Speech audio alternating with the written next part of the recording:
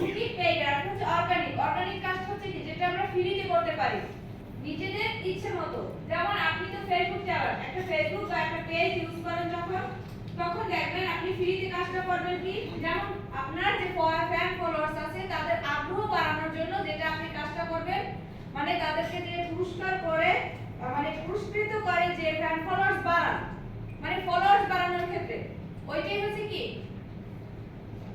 একটা হচ্ছে পেইড আর একটা হচ্ছে অর্গানিক। ওইটা হচ্ছে কি অর্গানিক। যেমন লাইভ শো এর মাধ্যমে অনেকে বলে না আজকে আমি দেখবো যারা আমার লাইভটা বেশি বেশি শেয়ার করবে তাদেরকে আমরা কি করব, পুরস্কৃত করব, তাই না? এখন আমার এই ভিডিও বলতে যে আমার সবথেকে ফ্যান যারা বেশি মানে যারা আমার ফ্যান ফলোয়ার্স এর মধ্যে 5k ফলোয়ার্স আছে তাদের মধ্যে আমি সেরা 10 জনকে কি করব, বাছাই করে তারপর পুরস্কার করব। এটাই হচ্ছে কি আপনার অর্গানিক।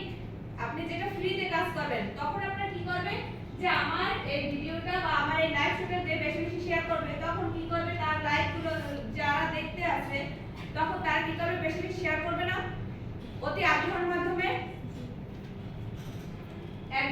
একজনই যখন দেখবে যে আসলে এটা শেয়ার করলে অবশ্যই এর আগে যদি সে কাজগুলো করে থাকে যে যদি গিফটগুলো সত্যি দেয় তাহলে কি করবে সে পরের বারও চাইবে যে আমি গিফট পাওয়ার আগ্রহে সে কি করবে আরো 10 জনকে শেয়ার করবে। সেই 10 জনই আবার জানবে, সেই 10 জনই কি করবে আরো শেয়ার করবে। যেমন একটা ওই যে উদাহরণ বলছিলাম না কালকে ফিশিং এর কাজটা হচ্ছে কি ফিশিংও হচ্ছে আমাদের কি করে আগ্রহ বাড়ায় না।